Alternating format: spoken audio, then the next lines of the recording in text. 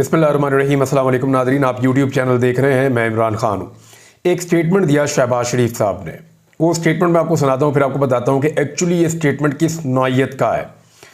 शहबाज शरीफ कह रहे हैं मेहनत करें तो हिंदुस्तान के बाप को भी पीछे छोड़ देंगे। ये जनाब मोहतरम शहबाज शरीफ साहब फरमा रहे हैं और उन्होंने कहा कि कर्जे लेने पर मजबूर हैं, इसीलिए IMF के पास जाते हैं। मेहनत करें तो हिंदुस्तान के बाप को भी पीछे छोड़ देंगे। और ये FBR की एक तकरीब से खिताब कर रहे थे और इसमें इन्होंने कहा शहबाज शरीफ ने कि 24 खरब रुपए करप्शन की नज़र हो रहे हैं। 24 खरब रुपए करप्शन की नज़र हो रहे हैं, ये शहबाज शरीफ कह रहे हैं। ख़जाने में सिर्फ जो है वो 9 अरब आ रहे हैं। करप्शन की वजह से हम कर्ज की ज़िंदगी बसर करने पर मजबूर हैं। फिर शहबाज शरीफ साहब ने बहुत बड़े बड़े जो हैं वो जुमले बोले हैं। अब मैं ज़रा कुछ फैक्ट्स आपके सामने रख देता हूँ, लेकिन उससे पहले आपने कभी सुना है किसी को पुरानी फिल्मों के अंदर या नई फिल्मों के अंदर मैं तुम्हारे लिए आसमान से तारे तोड़ लाऊंगा? आज तक लाया कोई तोड़ के? वो जिसके साथ वादा किया जा रहा होता ना, उसको भी पता होता है तारे तूरे कोई नहीं तोड़ के ला सकता, गाड़ी सुना रहा है, ऐसे होता नहीं है। लेकिन वहाँ पे भी कुछ ना कुछ सच निकल आता है। ये सियासतदान तो हर लेवल के झूठे साबित हो गए हैं। इन्होंने हमेशा आवाम को धोखा दिया है। ज़मीनी हकायक क्या है, ज़रा ये मैं आपके सामने रखता हूँ कि इंडिया, पाकिस्तान, बांग्लादेश आज कहाँ खड़े। लेकिन शहबाज शरीफ जिसका ये स्टेटमेंट है कि इंडिया के बाप को भी पीछे छोड़ सकते हैं अगर मेहनत करें तो ये ख़ानदान कितनी मेहनत कर रहा है और कब से मेहनत कर रहा है, ये ज़रा आप डाटा देखिए। वज़ारत आला पंजाब जो है वो इस ख़ानदान के पास 6 मरतबा आई है और इस ख़ानदान के 4 मुख्तलिफ अफराद वज़ारत आला के ऊपर, यानी एक ही ख़ानदान के अंदर से वज़ारत आला के ऊपर 4 मुख्तलिफ अफराद बराजमान रहे हैं। 6 मरतबा आई जनाब इनके पास वज़ारत आला पंजाब, पाकिस्तान का सबसे बड़ा सूबा, पाकिस्तान से आधे से बड़ी आबादी इसकी है, तो 6 मरतबा। वज़ारत उज़्मा, वज़ीर आज़म पाकिस्तान इस ख़ानदान से बने हैं 5 मरतबा। 2 मरतबा छोटे भाई, 3 मरतबा बड़े भाई। इस ख़ानदान के इक़्तिदार का जो एक दौरानिया है, अगर आप लगभग अंदाज़ा लगाएं तो 35 साल पर मुहीत है कम से कम, यानी 3 दहाइयों से ज़्यादा ये ख़ानदान इक़्तिदार में है पाकिस्तान में किसी ना किसी सूरत में। और आज भी ये ख़ानदान कह रहा है कि अगर मेहनत करें तो इंडिया के बाप को भी पीछे छोड़ सकते हैं। तो कितना पीछे छोड़ सकते हैं और कैसे पीछे छोड़ सकते हैं? ये वो ख़ानदान है जिसने पाकिस्तान के अंदर एक लंबा अरसा इक़्तिदार के मज़े लिए। इनकी अपनी दौलत बढ़ते बढ़ते इतनी बढ़ गई है कि ये दुनिया के कई मुल्कों के अंदर कारोबार कर सकते हैं। अभी मुबैना तौर पे चाइना में कारोबार फैलाने के लिए नवाज शरीफ ने चीन का दौरा भी किया है। इससे पहले ये यूरोप में भी कारोबार करते रहे हैं, गल्फ में भी कारोबार करते रहे हैं, पाकिस्तान में भी कारोबार करते रहे हैं, सऊदी अरब में भी कारोबार करते रहे हैं और दुनिया के कई मुल्कों में इनका कारोबार फैला हुआ है। और अब ये ख़ानदान अपने कारोबार को चाइना साइड पर भी फैलाने जा रहा है। मुबैना तौर पे मामला ये है कि खुद तो इन्होंने बहुत तरक्की की, लेकिन पाकिस्तान इनके अदवार में हमेशा नीचे गया और ये हमेशा एक मौका और मांगकर दोबारा इक़्तिदार में आते रहे। अब देखें इस वक्त का जो डाटा मैं आपके सामने रख देता हूं, जिस इंडिया को शहबाज शरीफ साहब ये कह रहे हैं कि हिंदुस्तान के बाप को भी पीछे छोड़ देंगे। इंडिया के जो फॉरेन रिजर्व्स हैं, इंडिया और बांग्लादेश दोनों के साथ मैं मुवाजना कर देता हूं। इंडिया के जो फॉरेन रिजर्व हैं, यानी जो पैसा उनके पास पड़ा हुआ है जिसके ज़रिए से वो दुनिया से चीज़ें खरीद सकते हैं, वो 600 अरब अमरीकी डॉलर्स हैं। 600 अरब अमरीकी डॉलर्स, जबकि पाकिस्तान के सिर्फ 8 अरब अमरीकी डॉलर्स फॉरेन रिजर्व्स हैं। तो ये तो हो गया फ़र्क। अब ज़रा बांग्लादेश जो पाकिस्तान का हिस्सा हुआ करता था, मशरक़ी पाकिस्तान जो अलग हो गया था, जिसको उस वक्त हमारे सियासतदानों ने और एस्टेब्लिशमेंट ने कहा कि जनाब ये तो बिल्कुल ही 2 टके के लोग थे और पाकिस्तान के ऊपर एक बोझ था, वहाँ तो सैलाब आते रहते थे हर वक्त, हम तो उनको रोटी खिलाते रहते थे, वो तो बहुत ही गरीब गुरबा हैं। तो उनके जो इस वक्त फॉरेन रिजर्व्स हैं वो 40 अरब डॉलर के करीब हैं। वैसे पिछले कुछ अरसे में 50 अरब डॉलर के करीब भी पहुँचे थे वो, लेकिन 40 अरब डॉलर के करीब है वो। 8 अरब हमारे, 40 अरब डॉलर जो है वो बांग्लादेश के और इंडिया के 600 अरब डॉलर्स। अब आ रहे GDP कि एक मुल्क टोटल क्या कुछ पैदा करता है, कितनी इनकम है जो वो मुल्क जनरेट करता है, यानी सर्विसेज भी हो गई, चीज़ें जो पैदा करता है, पैदावार कितनी है उस मुल्क की टोटल। तो इंडिया का जो GDP है वो 417 अरब डॉलर्स है। 3,417 अरब डॉलर इंडिया, बांग्लादेश 460 अरब डॉलर और पाकिस्तान सिर्फ 374.7 अरब डॉलर। इतना बड़ा फर्क है इंडिया के साथ पाकिस्तान का। एक्सपोर्ट्स में आ जाए जी, इंडिया जो एक्सपोर्ट्स कर रहा है दुनिया के साथ, जो चीज़ें बाहर दुनिया को भेज रहा है बनाकर, इंडिया कमा रहा है उससे 765.6 अरब अमरीकी डॉलर्स, 765.6। पाकिस्तान सिर्फ 28 अरब डॉलर, अभी जो डाटा है 2023 का। और बांग्लादेश 43.55 अरब अमरीकी डॉलर्स। तो बांग्लादेश इसमें भी पाकिस्तान से आगे, हालांकि बांग्लादेश पुराना एक्सपोर्टर नहीं है, वो इस मैदान में नए आए हैं, लेकिन फिर भी वो पाकिस्तान से आगे निकल गए हैं। फी कस आमदन, यानी एक इंडियन जो है, इंडिया की तादाद आपको पता है, उनके लोगों की 1.25 अरब से ज्यादा की उनकी आबादी है, बहुत बड़ी आबादी है। पाकिस्तान से लगभग 5-6 गुना उनकी आबादी है। तो उनका एक आदमी एवरेज जो पैसा कमाता है वो 2,612 अमरीकी डॉलर कमाता है। ये उसकी सालाना इनकम है, 2,612 अमरीकी डॉलर्स। और जो वो कमाता है बांग्लादेशी, हर आदमी जितनी इनकम कमाता है वो है जी 2,528 अमरीकी डॉलर्स। और पाकिस्तानी एक जो है वो एवरेज 1,471 अमरीकी डॉलर्स कमाता है। लगभग आप समझ लें कि आधे के करीब है जो पाकिस्तानी कमा रहे हैं इंडियंस और बांग्लादेशी के मुकाबलों में। ये जी पाकिस्तान का, और शहबाज शरीफ साहब बढ़ के मार रहे हैं। शहबाज शरीफ साहब का अपना पर कैपिटा इनकम जो है फैमिली का, वो तो बहुत बढ़ गया है, लेकिन इन लोगों ने पाकिस्तान के लिए कुछ नहीं किया। अब अगर आप ये डाटा देख लें कि इन्होंने पाकिस्तान के साथ किया क्या है इस फैमिली ने, यानी इन्होंने हमेशा देखा दूसरे का मुंह लाल है ना, तो चपेड़े मार मार के अपना मुंह लाल किया। मैं आपको मिसाल दे देता हूं, यानी वो मंसूबे जो तरक्की याफ्ता ममालिक ने बनाए, ये उन मंसूबों को कमीशनों के चक्कर में मुबैना तौर पे पाकिस्तान के अंदर लाए और उन्होंने यहां पे लाके इंट्रोड्यूस किए। जिन मुल्कों के पास अरबों खरबों डॉलर्स पड़े हुए थे, वो मुल्क तो ऐसे मंसूबे बना सकते हैं जिनकी अवाम अमीर है, और वो उन मुल्कों से, इन मंसूबों से पैसे भी बना लेते हैं, या उनको इतनी ज्यादा सयाहत आ जाती है कि वो उससे ज्यादा पैसे बना लेते हैं। लेकिन इन्होंने ऑरेंज ट्रेन, मेट्रोज, महंगे बिजली के मंसूबे, यानी इस किस्म की चीजें इन्होंने पाकिस्तान में मुतारिफ करवाई, जो पैसा कमाने की बजाय हर महीने उनके अंदर पाकिस्तानी कौम अपने खून पैसे की कमाई उन मंसूबों के अंदर लगातार डालती चली जा रही है, और पाकिस्तान को अभी उन मंसूबों का कर्जा भी उतारना है। इनका जो अंदाजे हुक्मरानी है वो भी बड़ा महंगा है। मैं बताता हूं कैसे। अंदाजे हुक्मरानी ये है कि जब भी दौरे पे जाना है बेशुमार लोगों को साथ लेकर जाना है, जब भी दौरे पर जाना है दर्जनों लोग साथ जाएंगे।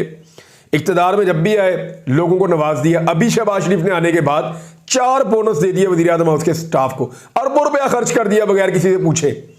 IMF ने भी उसके ऊपर कहा कि यह तो तरीका नहीं होना चाहिए एक ऐसे मुल्क का जो कर्जे ले रहा है। और हालात ये हैं कि जब, यानी आप लिटमस टेस्ट ले लेना कि शहबाज शरीफ पाकिस्तान को आगे लेकर जाएगा, उम्मीद करनी चाहिए, हमें इंडिया से आगे निकलना चाहिए। लेकिन क्या शहबाज शरीफ आगे निकाल सकते हैं? इसके लिए आपको देखना होगा कि शहबाज शरीफ की कारकर्दगी है क्या। 16 महीने इन्होंने एक चलती हुई हुकूमत के बाद जब इक़्तिदार संभाला, तो 16 महीने में इन्होंने पाकिस्तान की मईशत का बेड़ा गर्क कर दिया।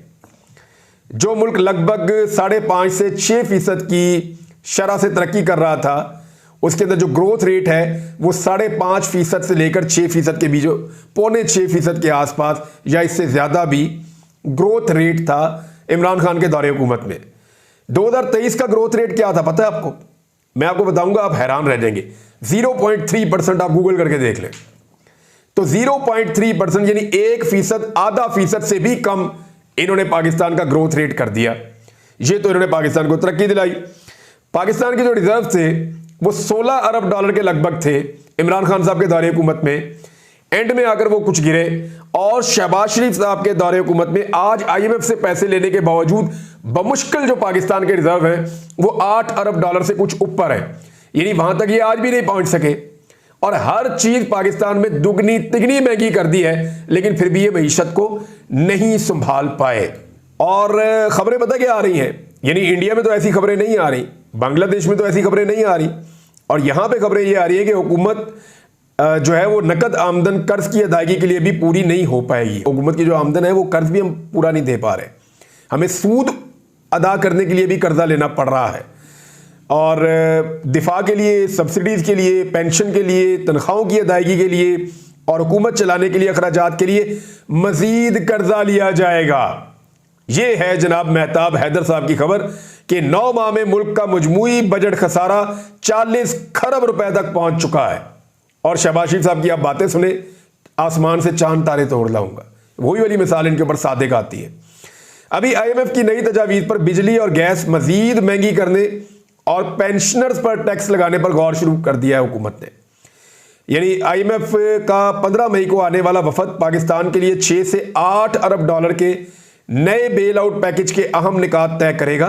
ताहम इससे कबल IMF ने पाकिस्तान को नई तजावीज़ दी हैं, जिनमें बिजली महंगी की जाएगी, जिनमें गैस महंगी की जाएगी। याद रहे कि बिजली दुगनी तिगनी महंगी पहले ही हो चुकी है, गैस भी दुगनी से ज्यादा महंगी हो चुकी है, बल्कि उससे भी ज्यादा महंगी हो चुकी है। 3 गुना 4 गुना तक लोगों को बिल आए गैस के, बिजली के बिल 3 गुना तक आए लोगों को। अच्छा, उसके बाद इनको मजीद महंगा किया जाएगा, जबकि जो पेंशनर्स हैं, जो पेंशन के ऊपर अपना घर चलाते हैं, उनके ऊपर भी टैक्स लगाने और कई सरकारी इदारों को फरोख्त करने की तजावीज़ जो IMF ने दी है, अब उनके ऊपर काम शुरू होगा। अब इसके ऊपर पाकिस्तान पीपल्स पार्टी ने भी तहफ़्फ़ुज़ात का इजहार कर दिया है और करना भी होगा उन्हें। देखिए, पीपल्स पार्टी के ऊपर बहुत दबाव है कि वो हुकूमत के अंदर शामिल हो जाए, और अब वो हुकूमत के अंदर शामिल होने जा रहे हैं, क्योंकि वो नहीं चाहते कि हुकूमत छोड़ के PMLN भाग जाए।